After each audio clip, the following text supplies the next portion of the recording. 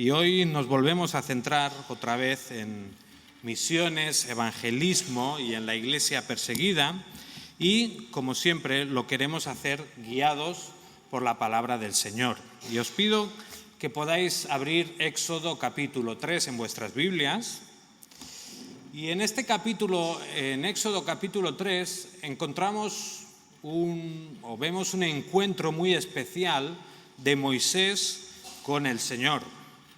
Sabéis que en este punto Moisés había salido de Egipto huyendo de Faraón y había pasado como unos 40 años en el desierto, se había casado, tenido hijos, estaba pues viviendo una vida más o menos tranquila, ¿no? En el desierto, pastoreando sus ovejas. Pero un día, mientras pastoreaba sus ovejas, allí vio algo extraño. ¿Sabéis qué vio, no? Una zarza ardiendo, una zarza donde Dios se le apareció y le comunicó un mensaje, habló con Moisés. Y en Éxodo capítulo 3, en el versículo 7, empezamos a ver parte de este mensaje que Dios transmitió a Moisés. Dice así: y el Señor dijo: ciertamente he visto la aflicción de mi pueblo que está en Egipto y he escuchado su clamor a causa de sus capataces, pues estoy consciente de sus sufrimientos. El Señor empieza poniendo al día a Moisés de la situación del pueblo de Israel. Como he dicho, Moisés hacía como unos 40 años que había salido de Egipto. Ahora, ¿recordáis por qué había salido Moisés, no? Huía del faraón, de la furia del faraón, porque Moisés se había indignado tanto con la situación del pueblo de Israel, estaba tan enfurecido por cómo los egipcios trataban a los israelitas, que llegó a matar a un capataz o a algún egipcio que había maltratado a un israelita. Entonces, bueno, parece que la noticia corrió, Moisés se asusta y se va al desierto. Pero claro, Moisés pasa un tiempo en el desierto y es probable que ese fuego que tenía Moisés, ¿no?, esa rabia por la injusticia del pueblo de Dios allí en Egipto, es posible que con el tiempo se fuera diluyendo, ¿no? Como que ya Moisés pues tenía su vida en el desierto, estaba tranquilo y no tenía por qué preocuparse de lo que estaba pasando al pueblo de Dios. Así que es posible que Moisés se hubiera olvidado del sufrimiento y de la esclavitud que estaba sufriendo el pueblo en Egipto. Pero lo que este versículo 7 nos muestra es que había alguien que no ignoraba el sufrimiento de los israelitas. Había alguien que no se había olvidado del pueblo. Había alguien que estaba pendiente y dice, ¿no?, que Dios había visto la aflicción del pueblo, Dios había escuchado el clamor y decía que era consciente de sus sufrimientos. Así que primero vemos que Dios está pendiente de su pueblo. Dios no se olvida de los suyos. Él es consciente de sus sufrimientos. Y yo no sé si a ti te ha pasado alguna vez en la vida o te pasa ahora mismo que por alguna cosa, por alguna situación te viene a la mente como que Dios se ha olvidado de mí, ¿no? Dios no me tiene en cuenta, Dios está pendiente de otras cosas y por eso estoy sufriendo tanto. Quizá pues algunos llevan tiempo sin trabajo, buscando en un trabajo quizá muy penoso y dicen, bueno, es que Dios se ha olvidado de mí porque si no, no me dejaría aquí, ¿no? Quizá es una enfermedad que se complica o se alarga, no se encuentra una solución, los médicos no tienen claro qué es, cada vez pues, es todo más complicado y quizá pensamos que el Señor se ha olvidado de nosotros. Quizá puede ser la soledad de la viudez, quizá pueden ser las críticas de otras personas, la falta de cariño de otros hermanos.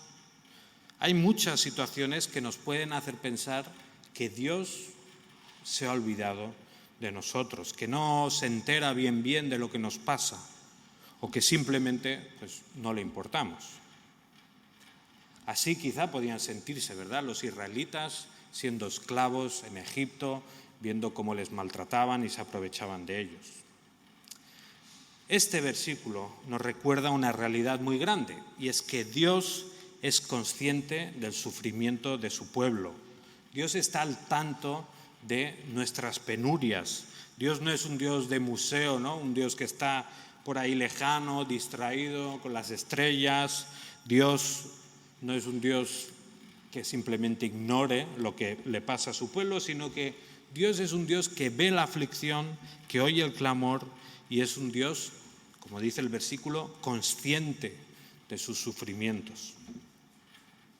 Y qué consuelo tan grande es saber que Dios es consciente de nuestros sufrimientos, ¿no? Porque parte de la dureza de los sufrimientos es saber o pensar que nadie nos entiende. Parte de la dureza de los sufrimientos es vernos solos, ¿no? Que nadie nos puede ayudar, que a nadie le importamos.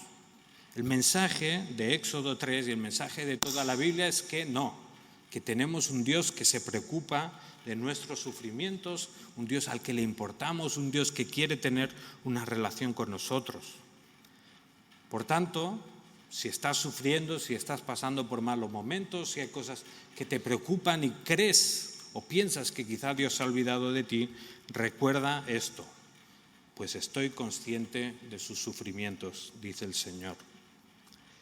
Por supuesto, esto no es lo único que hace el Dios, sino que aparte de encontrar consuelo, ¿no?, en que Dios nos comprende, vemos que Dios también nos saca las castañas del fuego. El siguiente versículo nos habla de cómo Dios responde ante el sufrimiento de su pueblo. Si vamos al versículo 8, Éxodo 3, versículo 8 dice así, hablando Dios, dice: «Y he descendido para librarlos de la mano de los egipcios y para sacarlos de aquella tierra a una tierra buena y espaciosa, a una tierra que emana leche y miel, al lugar de los cananeos, de los heteos, de los amorreos, de los fereceos, de los heveos y de los jebuseos». Lo que aquí vemos es que Dios no solo es consciente de los sufrimientos de su pueblo, sino que además vemos que Él se compromete a librar a su pueblo y a darles algo mejor. O sea, Dios iba a sacar a Israel de esa esclavitud, de esos sufrimientos y penurias, y les iba a dar una tierra buena, productiva, una tierra que iban a poder disfrutar. Qué buena noticia, ¿verdad? Claro, esto si lo aplicamos directamente a nuestra vida, algunos deben pensar, pues eso es que Dios me va a librar de todos mis males, ¿no? De todas mis enfermedades, Dios me va a sacar perfectamente. No voy a envejecer, no voy a tener problemas de cervicales, como quizá tienen algunos, no voy a tener problemas de la presión, no voy a tener problemas de insomnio, etcétera, etcétera. ¿Creéis que eso es lo que nos está diciendo la Biblia? Bueno, no, obviamente que no. Pero lo que sí que nos dice la Biblia es que en todos estos sufrimientos Dios está presente, pero además en todos estos sufrimientos el Señor está trabajando algo mejor en nuestras vidas. Entonces no tenemos que desesperarnos por los sufrimientos pensando que son vacíos o inútiles, sino que tenemos que intentar siempre pedirle al Señor que nos ayude a superarlos y que nos ayude, a entenderlos. No siempre los vamos a entender, seamos honestos, pero que nos ayude a vivirlos lo mejor posible. Entonces vemos aquí que en el versículo 8 es el Señor que dice que ha descendido Él para librar de la mano de los egipcios a su pueblo. Lo interesante es ver cómo lo iba a hacer el Señor, porque el Señor podría haber hecho muchas cosas para liberar a su pueblo. Sin embargo, en el versículo 9 vemos cómo Dios tiene pensado liberar a su pueblo.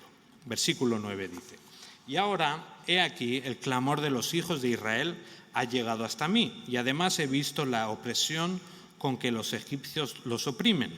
Ahora pues, ven, y te enviaré a Faraón para que saques a mi pueblo, los hijos de Israel, de Egipto».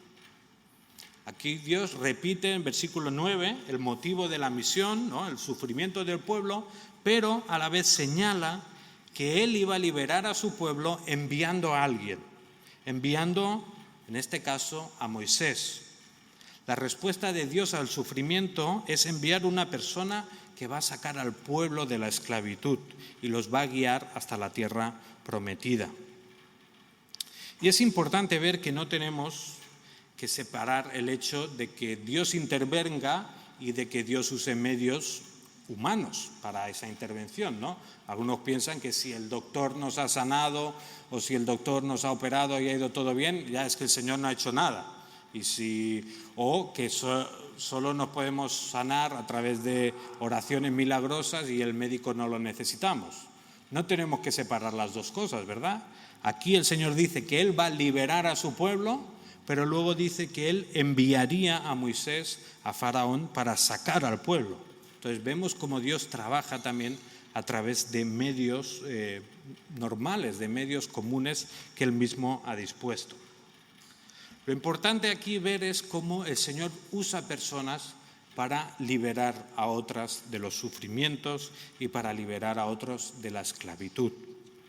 En este sentido, si ahora pensamos en nuestra misión como iglesia, tenemos que entender que Dios también usa a las personas para liberar a aquellos que están sufriendo la esclavitud del pecado, ¿verdad? Vivimos en una sociedad, vivimos en un mundo donde la gran mayoría de gente es esclava del pecado. Viven entregados a ídolos, aunque no lo reconozcan, pero sabemos que están alejados de Dios. Lo importante, entonces, nos tenemos que dar cuenta que Dios nos puede usar a nosotros. Dios nos envía, igual que envió a Moisés a liberar al pueblo de la esclavitud de Egipto, también te puede enviar a ti y me puede enviar a mí para que liberemos a la gente de la esclavitud y de las consecuencias del pecado. Entonces, ¿qué nos toca a nosotros? Pues estar dispuestos, ¿verdad?, a ser enviados por Dios para cumplir esa misión y para liberar a otros. Obviamente, nosotros no somos los libertadores, eso lo tenemos claro, ¿verdad? Cuando nosotros vamos al mundo a predicar el mensaje no es que nosotros somos capaces de cambiar la vida de nadie, el mensaje no es que nosotros somos mejores y ven y sé como yo y ya verás qué bien te irá todo. El mensaje que tenemos, ¿cuál es? Pues que Dios envió a su Hijo, que Dios descendió para librarnos a todos de la esclavitud del pecado. Entonces nosotros no somos los salvadores, igual que en cierto sentido Moisés no era el salvador de su pueblo, sino que el salvador es el Señor mismo. Así que hoy, centrándonos ya en las misiones, centrándonos en los millones de sufrimientos que hay en el mundo, oremos al Señor para que Él nos ayude a ser esos agentes que Él envía por todo el mundo para liberar a las personas de la esclavitud, pero también encontremos consuelo en que el Señor está cerca de nosotros, el Señor escucha nuestro clamor y Él sabe y conoce nuestros sufrimientos. ¿De acuerdo? Entonces, vamos ahora a empezar este tiempo de oración y vamos a empezar centrándonos en la iglesia perseguida. Sabéis que estamos orando por varios países y hoy queremos orar por el país de Pakistán. Vamos a dejar que Armando pueda poner un vídeo breve donde se nos explica cuál es la situación del país de Pakistán. La República Islámica de Pakistán, situada al sur del continente asiático, se encuentra en el puesto número 5 de la lista mundial de la persecución, con un índice de persecución extremo. De los 204,6 millones de personas con las que cuenta este país, al menos 4 millones son cristianos, lo que se traduce en menos de un 2%. Tal y como su nombre indica, Pakistán es una república cuya religión principal es el Islam. En este país el poder legislativo está regido por la Sharia, lo que significa que según la Constitución ninguna ley puede oponerse a las enseñanzas del Corán. Debido a esto, los cristianos de este país sufren la persecución en forma de opresión islámica, que es llevada a cabo por grupos islámicos radicales.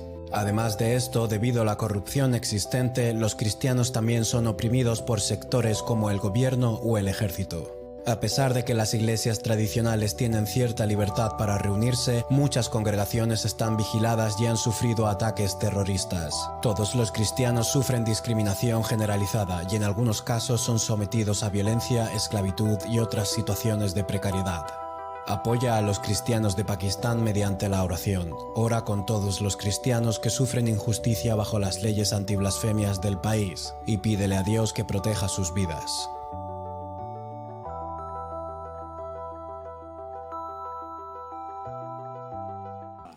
No pasa nada. Bueno, en el vídeo se nos muestra un poco cuál es la realidad de Pakistán. Tenemos problemas porque no se puede ver a pantalla completa, pero no pasa nada. En Pakistán creo que habían unos 124 millones de personas, o una barbaridad de personas, y solo como unos 4 millones de personas. ¿Qué pasa? Pues que Pakistán es un país musulmán con una ley árabe muy estricta, se rigen por la Sharia, digamos, y tiene pues leyes muy contrarias a cualquier tipo de religión. Oficialmente hay libertad religiosa en el sentido de que los cristianos pueden tener iglesias, pueden reunirse, todo eso existe. Lo que pasa es que a la mínima les pueden acusar de blasfemar contra Mahoma, ¿no? Y claro, pues siendo el país musulmán, siendo los políticos y las distintas organizaciones pues muy tendenciosas, ¿no? Entonces cualquier acusación pues enseguida se la toman muy en serio, los cristianos son encarcelados fácilmente y pues realmente sufren condiciones de muchas desigualdades. Algo que explicaban también en el vídeo es que los creyentes ahí son relegados como a los sitios más bajos de la sociedad. Se les encargan los peores trabajos, los más duros, los más difíciles, y no tienen posibilidad de mejorar sus condiciones sociales. Están relegados, por ser cristianos, a lo peor que puedan encontrar, ¿no? Entonces, es una situación dura, difícil, y nos piden oración. Os voy a decir los 3 puntos de oración que Puertas Abiertas nos transmite. Son los siguientes. Ora para que se modifiquen las leyes sobre blasfemia de Pakistán, para que los cristianos estén a salvo de falsas acusaciones. Ora también por la protección de las mujeres que sufren violencia doméstica y las niñas que son obligadas a casarse. Pide a Dios que obre en los corazones de sus maridos para que las traten con amabilidad y respeto. Ora por sabiduría y protección para los que ayudan a las comunidades desplazadas por las inundaciones del año pasado. También hay problemas de estos países pues, que viven en condiciones peores y que las ayudas y todo, pues aún por ser cristianos, llegan más tarde o quizá ni siquiera llegan. Entonces vamos a orar por estos 3 temas. Pediría que 2 personas podáis orar por la modificación de leyes sobre blasfemia, la protección de mujeres y niñas y también por aquellos que están ayudando a las comunidades desplazadas por las inundaciones. Por favor, 2 o 3 personas.